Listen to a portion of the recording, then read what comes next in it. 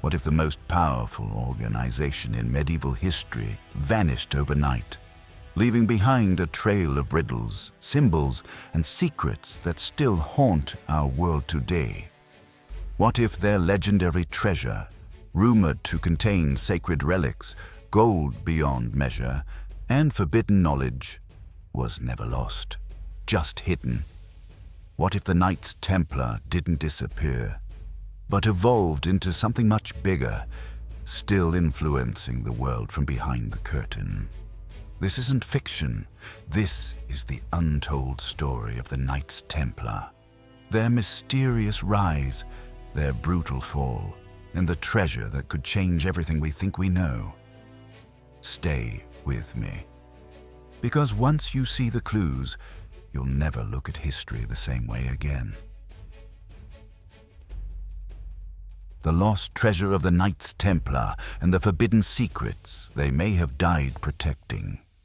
This story spans across empires, continents, and centuries, from the sacred sands of Jerusalem to the cryptic carvings in Scotland, to the shadowy rituals of modern secret societies. In the year 1119 AD, just 2 decades after the First Crusade, a group of 9 knights formed a small band of protectors. Their mission: safeguard Christian pilgrims traveling through the dangerous routes of the Holy Land. They called themselves the Poor Fellow Soldiers of Christ and of the Temple of Solomon. But history would remember them by a much shorter name: the Knights Templar. At first, they were few and humble, but within a generation, they became one of the most powerful organizations in the medieval world. How? Because they had one thing other knights didn't: the Church's blessing. In 1129, the Templars received official endorsement from the Pope. From there, their influence exploded. They were given castles, land, tithes, tax exemptions, even the right to build their own churches. And with that power, they began to create something unprecedented: a financial network that stretched from England to Jerusalem. They built fortresses, controlled trade routes, and offered a primitive version of international banking. You could deposit money in London and withdraw it in Acre. By the 13th century, the Knights Templar had grown into a financial and military superpower. They answered only to the Pope, above kings, above emperors. But their dramatic rise brought suspicion. People started asking, where did their wealth really come from? And what secrets had they uncovered in Jerusalem? One of the greatest mysteries of the Templars lies in where they were based: the Temple Mount in Jerusalem. This site was believed to be the location of Solomon's Temple, a sacred structure destroyed centuries earlier and wrapped in biblical legend. But while stationed there, something unusual happened. For 9 years, the founding Templars conducted no major battles. Instead, they dug beneath the temple ruins. What were they searching for? Here's where it gets mysterious. Some historians and theologians believe they were looking for, and possibly found, the Ark of the Covenant, the Holy Grail, lost texts from the Second Temple era, or even forbidden Gnostic knowledge that challenged the Church's doctrine. According to some accounts, after this period of digging, the Templars suddenly became enormously wealthy and politically protected. Coincidence or leverage? One theory suggests they discovered ancient records, scrolls that revealed hidden truths about early Christianity, truths that contradicted official church teachings. If the Templars did uncover such knowledge, it would explain why the Church later turned against them, and why their secrets had to be erased. What did they find beneath the Temple Mount? Relics, gold, or something far more dangerous? Truth? As the 14th century approached, the Templars were at their peak. They had their own fleet, their own laws. They even financed kingdoms. But not everyone was happy, especially King Philip IV of France. He was deeply indebted to the Templars, both financially and politically. So he did what rulers often do when they fear what they owe. He plotted their destruction.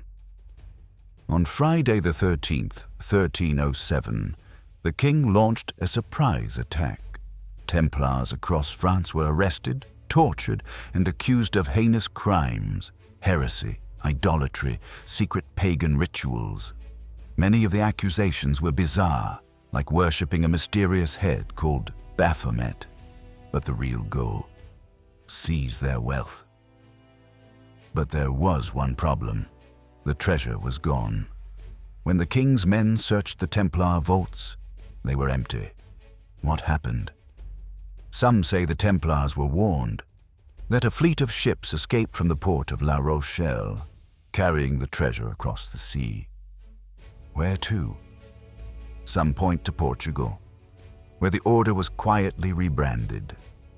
Others believe it went to Scotland, where excommunicated King Robert the Bruce offered them sanctuary.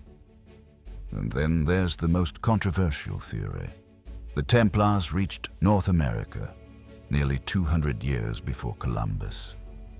Legends of Oak Island in Nova Scotia claim treasure hunters have found Templar crosses, Masonic carvings, and even medieval European artifacts. Could the treasure be buried there? No one knows for sure. But what is certain is that it was never recovered. Even though the Templars were officially disbanded in 1312, their influence didn't vanish. In fact, many believe it went underground. One of the most persistent theories is that the Templars survived through the Freemasons. Both groups share symbols, like the square and compass, the all-seeing eye, and the double-headed eagle. Both use rituals, secret meetings, hierarchical structures. Coincidence? Not likely. Freemasonry emerged in the 1700s, but its earliest records point to Scottish stonemasons, possibly the same ones who sheltered the fleeing Templars. Then there's Rosslyn Chapel in Scotland, built in the 15th century by William Sinclair, a descendant of a Templar-linked family. The chapel is covered in unusual carvings. Plants like corn and aloe vera, native to the Americas, appear centuries before Columbus sailed west. Could this be proof that the Templars reached the New World? Some believe Rosslyn hides a vault beneath its altar, containing scrolls, relics, or even the Holy Grail. And what about modern-day America? Founding fathers like George Washington and Benjamin Franklin were Freemasons. The layout of Washington, D.C., the pyramid on the dollar bill, the presence of Masonic lodges. They all suggest the Templar ideals may have shaped the birth of the United States. Maybe the Templars didn't die. Maybe they became part of something larger, a hidden network influencing our world to this day. So what really happened to the Knights Templar? Did they vanish into history? Or are they still here, hidden in the symbols, architecture, and secret societies of our modern world? Was their treasure simply gold and silver? Or was it something that could shake the very foundation of religion and power? A relic, a document, a forbidden truth? The mystery endures. And perhaps that's exactly what they wanted, because some secrets are too dangerous to destroy and too powerful to reveal. If this story captivated you, don't leave without subscribing. We explore history's darkest corners and the riddles they left behind. Hit that like button, share this with fellow mystery seekers, and let us know in the comments. What do you think the treasure really was? Thanks for watching, and remember, the past is never really gone. Sometimes it's just waiting to be found.